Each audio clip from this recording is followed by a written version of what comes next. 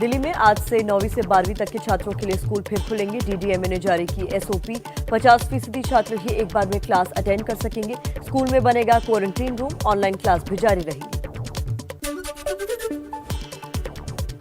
CM Kejriwal ने कहा, दिल्ली के जिन स्कूलों में वैक्सीनेशन और राशन बांटने का काम हो रहा है अभी वैसे ही जारी रहेगा, लेकिन अलग एंट्री एग्जिट पॉइंट बनाए जाएंगे।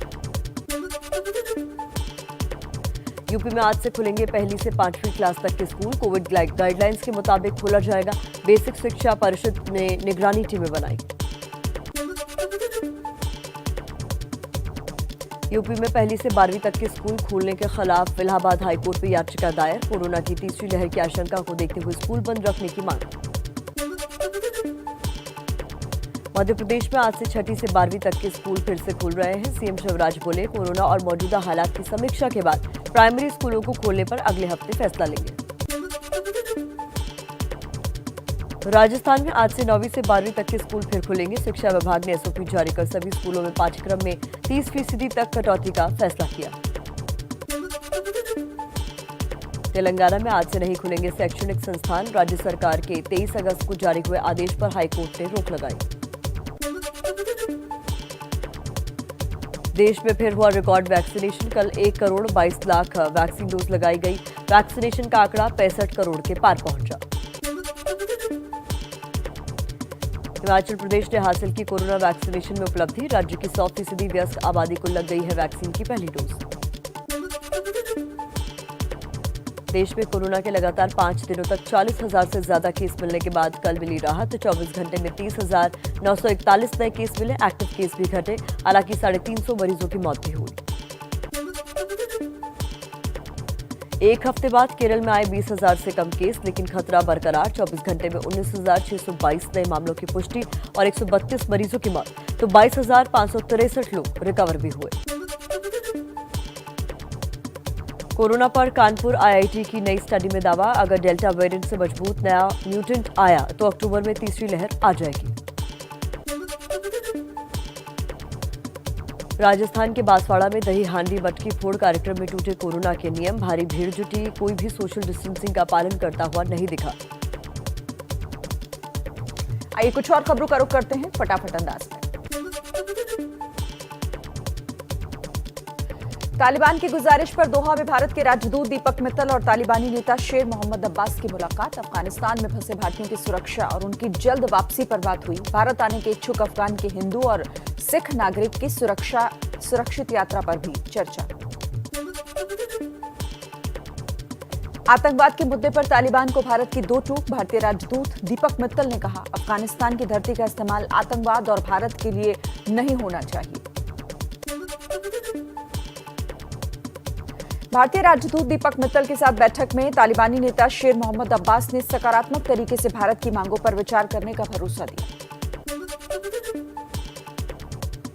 तालिबान के साथ भारतीय राजदूत की बैठक पर असदुद्दीन ओवैसी ने उठाए सवाल। पूछा, क्या भारत तालिबान को मान्यता देगा? अगर नहीं तो क्या सरकार तालिबान को यूएपीए कानून के दायरे में लाएगी? अफगानिस्तान में फंसे 15 से 20 भारतीयों के रेस्क्यू में हो सकती है देरी। सूत्रों के मुताबिक अब कॉमर्शियल फ्लाइट शुरू होने पर भी उन्हें वापस लाया जाएगा। पीएम मोदी और यूरोपीय संघ के अध्यक्ष चार्ल्स मिशेल की फोन पर हुई बातचीत। अफगानिस्तान के मौजूदा हालात पर चर्चा हुई। भारत और यूरोपीय यूनियन के संबंधों को और मजबूत करने पर भी चर्चा। अफगानिस्तान में सरकार के गठन को लेकर तालिबानी नेताओं की 3 दिन की मीटिंग खत्म। एबीपी न्यूज सूत्रों के मुताबिक ईरान की तर्ज पर बन सकती है नई सरकार। मुल्ला अखुंदजादा हो सकता है सुप्रीम लीडर। सूत्रों के मुताबिक अखुंदजादा कंधार में ही रहेगा। प्रधानमंत्री और बाकी मंत्री काबुल से सरकार का संचालन करेंगे। मुल्ला बरादर या याकूब में से कोई बन सकता है अफगानिस्तान का प्रधानमंत्री। काबुल एयरपोर्ट पर कब्जा जमाने के बाद तालिबान के प्रवक्ता ने एयरपोर्ट पर प्रेस कॉन्फ्रेंस की। एक बार फिर कहा, अमेरिका समेत पूरी दुनिया से अच्छे संबंध चाहता है तालिबान। 31 अगस्त से पहले ही काबुल से पूरी तरह निकला अमेरिका। इसकी सैटेलाइट तस्वीरें भी सामने आई। काबुल छोड़ने वाले आखिरी अमेरिकी जवान रहे मेजर जनरल क्रिस्टोफर। कुछ और खबरों का रुख कर लेते हैं इसी तरह फटाफट अंदाज में।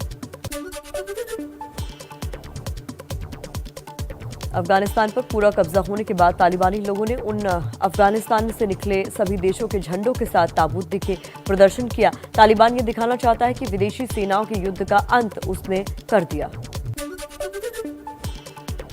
अफगानिस्तान से रोंगटे खड़े कर देने वाली ये तस्वीर भी सामने आई, जिसमें उड़ते अमेरिकी ब्लैक हॉक हेलीकॉप्टर से एक शख्स लटका हुआ दिखा।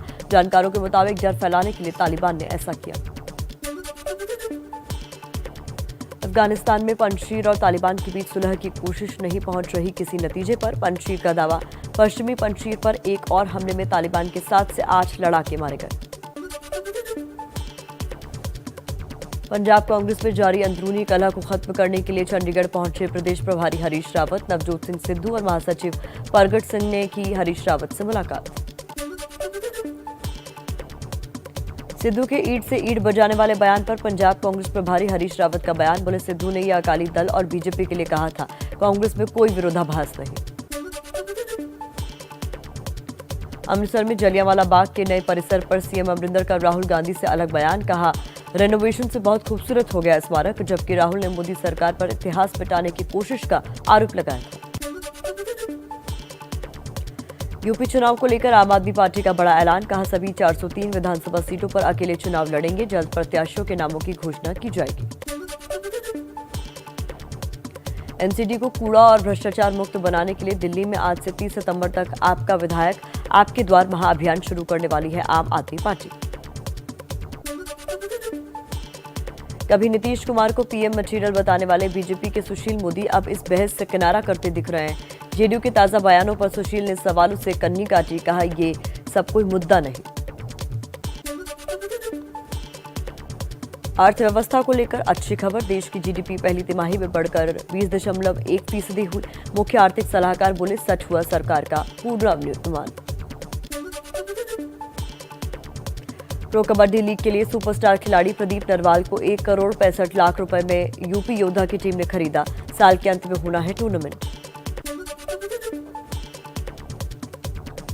देसी खेलों को बढ़ावा देने के लिए एबीपी न्यूज ने की नई पहल। प्रो कबड्डी लीग की टीम यूपी योद्धा का प्रिंसिपल स्पॉन्सर बना एबीपी न्यूज।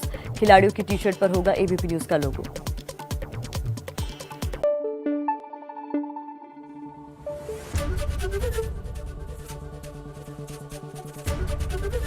एबीपी न्यूज आपको रखे आगे।